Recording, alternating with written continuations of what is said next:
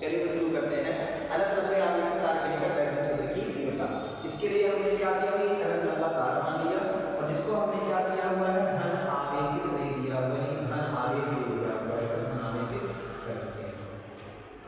इससे r दूरी पर एक पॉइंट है P, जहां पर हमको वैद्युत क्षेत्र की तीव्रता ज्ञात करना है।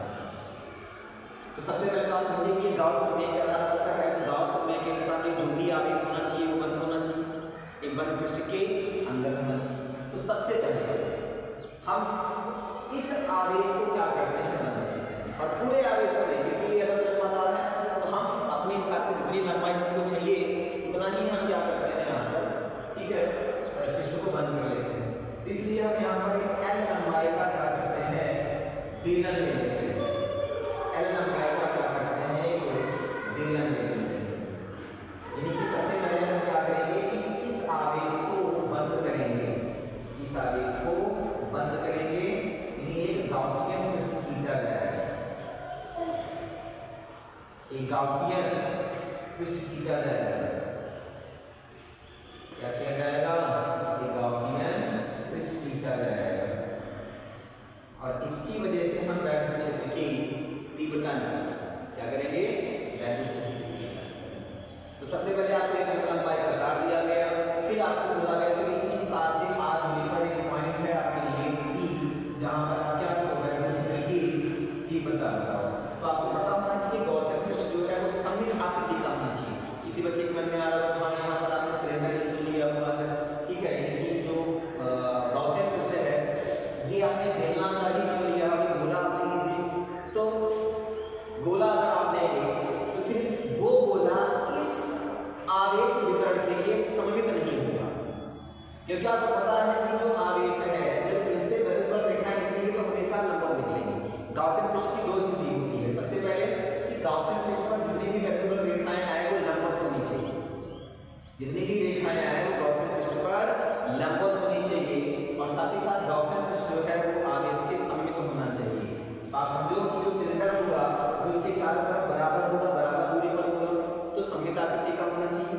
दूसरी चीज, इस पर वैद्युत रेखाएं लंबवत होनी चाहिए, इस पर वैद्युत रेखाएं लंबवत यानी परपेंडिकुलर होना चाहिए, ठीक है।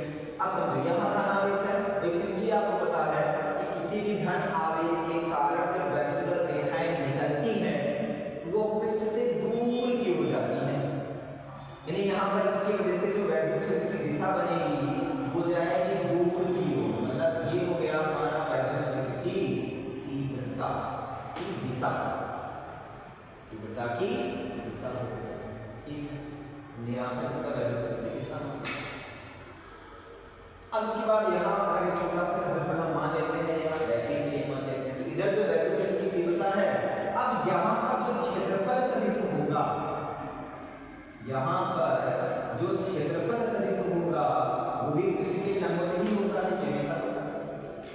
भाई धन आवेश था इसलिए से वैद्युत क्षेत्र की तीव्रता बाहर, पृष्ठ के लंबवत। और यहाँ पर एक छोटा सा क्षेत्रफल माना हमने पिछली बार की तरह, तो यहाँ भी जो क्षेत्रफल सदिश होगा वो बाहर की तरफ ही जाएगा, ठीक है। यानी यहाँ पर भी अगर हम थीटा, थीटा मतलब क्षेत्रफल सदिश E और वैद्युत क्षेत्र E और क्षेत्रफल सदिश डेल्टा A के अगर बीच का कोण देखें तो कितना होगा, 0, कितना होगा, 0। अब हम इस गॉसियन पृष्ठ से निकलने वाला टोटल फ्लक्स देख लेते हैं कि टोटल फ्लक्स होगा कितना।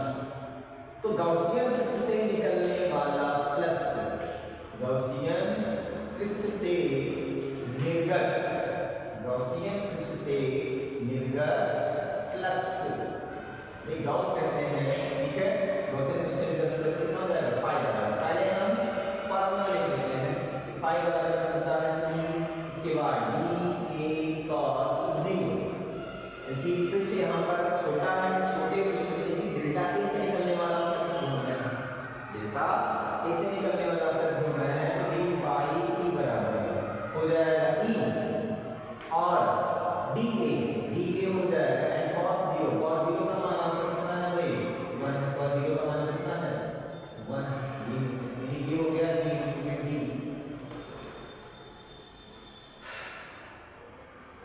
अब ये तो क्या है, ये है आपका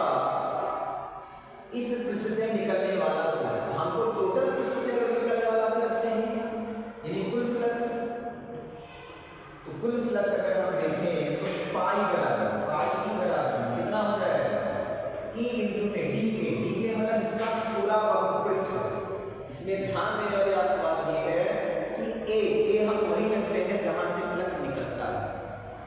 तो फ्लक्स देखो इसके ये वाले पृष्ठ से बिल्कुल भी नहीं निकलेगा, यहाँ वाले पृष्ठ से बिल्कुल भी नहीं निकलेगा, केवल इसके वक्रपृष्ठ से जो है फ्लक्स निकलेगा, केवल वक्रपृष्ठ से। बताओ एक बेलन का वक्रपृष्ठ कितना होता है? 2 पाई एंड त्रिज्या हमने इसकी r लिया हुआ है, बाकी इसकी लंबाई बोला था हमने भी, लिखना भूल गए तो चलो लिख देते हैं। तो 2 पाई r l, 2 पाई r ऐसा मानना है तो ऐसा मान सकते, कोई दिक्कत वाली बात नहीं। तो ये तो हो गया फाई e बराबर में e into 2 पाई rl। इस बेलन के वक्रपृष्ठ से या कह लिया जाए इस गॉसियन पृष्ठ से निकलने वाला कुल वैद्युत फ्लक्स, ये हुआ इस बेलन से निकलने वाला टोटल वैद्युत फ्लक्स। लेकिन ये क्या गाउस का प्रमेय है? क्या ये गाउस का प्रमेय है? ये तो हमने फार्मूला लगा दिया सीधे कि हाँ d फाई बराबर में e d, लेकिन हमको गाउस का प्रमेय लगाना है। तो गाउस तो सीधे सीधा करते हैं, इतना काम आसान नहीं होता, देखो बोलते नहीं है। मेरे हिसाब से तो आप क्या काम करो, इसके अंदर का टोटल चार्ज निकाल दो बस। गाउस क्या कहते हैं कि अगर आपको मेरे अनुसार चलना है, मेरे नियम से फ्लक्स निकालना है, तो आप कुछ मत करिए, बस गाउसियन पृष्ठ के अंदर का नेट आवेश निकाल लो। यानी गाउस प्रमेय के अनुसार जो इस पृष्ठ से निकलने वाला फ्लक्स होता है वो क्या होता है? फाई बराबर q ओवर एप्सिलॉन नॉट। अब केवल गाउसियन पृष्ठ के अंदर का क्या चाहिए? आवेश चाहिए। चलिए इसके आगे देखते हैं। तो गाउस प्रमेय के अनुसार, गाउस प्रमेय के अनुसार गॉसियन पृष्ठ से निर्गत फ्लक्स, पृष्ठ से निर्गत फ्लक्स फाई ई बराबर में क्या हो जाएगा? इसके अंदर टोटल चार्ज यानी q नेट और अपॉन में एप्सिलॉन नॉट। अब बस हमको करना क्या है? सारी मेहनत आपको करनी है कि हाँ इसके अंदर कितना चार्ज है वो निकालने में। तो अगर हम मान लेते हैं कि इस तार का रेखीय आवेश घनत्व लैम्डा है, अगर मान लिया जाए कि तार का रेखीय आवेश घनत्व लैम्डा है, तार का रेखीय आवेश घनत्व क्या है भाई? लैम्डा है। तो फिर इसके लिए जो q आता है वो होता है लैम्डा इंटू में l। इसके लिए जो q आएगा वो हो जाएगा लैम्डा इंटू में l, क्योंकि हमको इतनी का आवेश चाहिए। ये तार कितना लंबा है इससे हमको कोई लेना देना नहीं है, बस हमको गॉसियन पृष्ठ के अंदर कितना आवेश है इससे मिलना है। तो भाई गॉसियन पृष्ठ मतलब ये इसकी लंबाई कितनी है? l है, तो l लंबाई के अंदर कितना चार्ज है वही हमको चाहिए।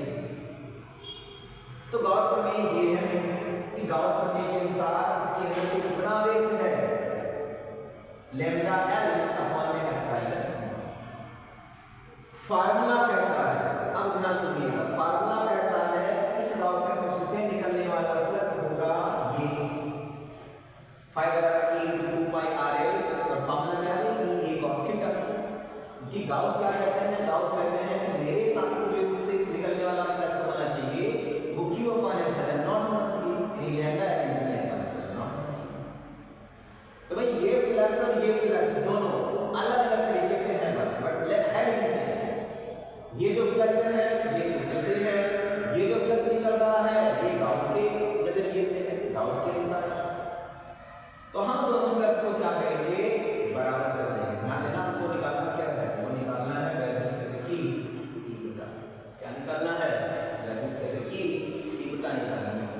तो फाई उसको बराबर कर देते हैं, e into में 2 पाई rl, और बराबर ये भी फ्लक्स है कि गाउस के प्रमेय से ये हो जाएगा लैम्डा into में l अपॉन एप्सिलॉन। ध्यान रखिएगा, याद रखिएगा कि निकालना क्या है? निकालना है वैद्युत क्षेत्र की तीव्रता E। क्या E बराबर में हो जाएगा 1 अपॉन 2 पाई, नीचे लगेगा एप्सिलॉन नॉट इनटू में r। लैम्डा भी हमारा उत्तर बरकरार है। ये हो गया, इतना भी कर दिए आप, समझ लीजिए कि हमारा नया हो गया। लेकिन क्योंकि जनरली हमारे दिमाग में 1/4 पाई एप्सिलॉन नॉट का मान बसा होता है कि हाँ 9 × 10⁻⁹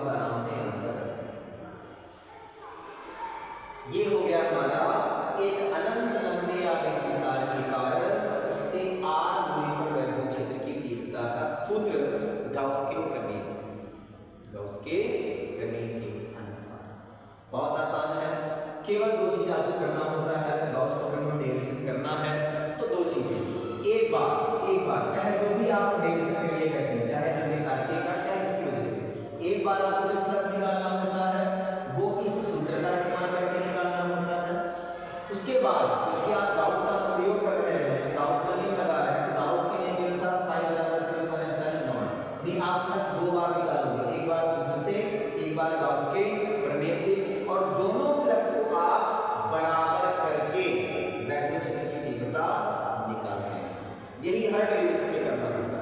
इस चैप्टर के हर डेरिवेशन में जिसमें आपको वैद्युत क्षेत्र की तीव्रता निकालनी है, हर बार यही करना होता है कि पहले आप सूत्र से वैद्युत फ्लक्स निकालो, फिर गाउस के ऑपरेटर से वैद्युत फ्लक्स निकालिए और फिर दोनों को बराबर कर दीजिए और E का मान निकाल लीजिए। तो ये एक इम्पोर्टेंट टॉपिक है कि अंत लंबाई आवेशित वैद्युत क्षेत्र की तीव्रता। उम्मीद है कि आपको समझ में आया होगा। ठीक है, धन्यवाद। मिलते हैं नेक्स्ट वीडियो में नेक्स्ट टॉपिक